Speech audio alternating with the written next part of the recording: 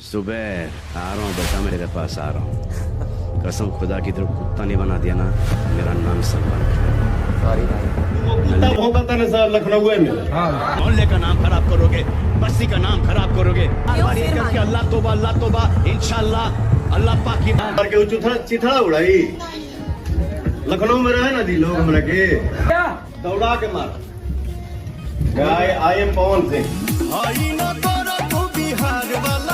Guys जैसे कि आप लोग देख सकते हैं पवन सिंह के ऊपर कैसे सलमान खान बॉलीवुड के नंबर 1 स्टार कैसे भड़के हुए हैं। जैसे कि इनका काला ओढ़नी जो स्ट्रॉन्ग है उसी चीज को लेकर उसी गाने पे हैं सलमान खान भड़के हुए और काफी तगड़ा मूवमेंट बन चुका है। इसी चीज को देखते हुए जैसे कि पवन सिंह भी इनको रिप्लाई देते हैं वीडियो में, आप लोग देख लिया। गाइस मैं बता दूं अभी तक हमारे चैनल को सब्सक्राइब नहीं किया है तो प्लीज चैनल को सब्सक्राइब कर ले, लाइक कर ले। और मैं बता दूं आप सभी को भोजपुरी से लेकर बॉलीवुड दोनों का आपको यहाँ पे खबरें मिलता रहता है, एकदम प्रॉपर मिलता रहता है। और मैं बता दूं पवन सिंह का बहुत ही जल्दी मूवी आने वाला है जो तगड़ा एकदम शीन करने वाला है, एकदम साथ में जो है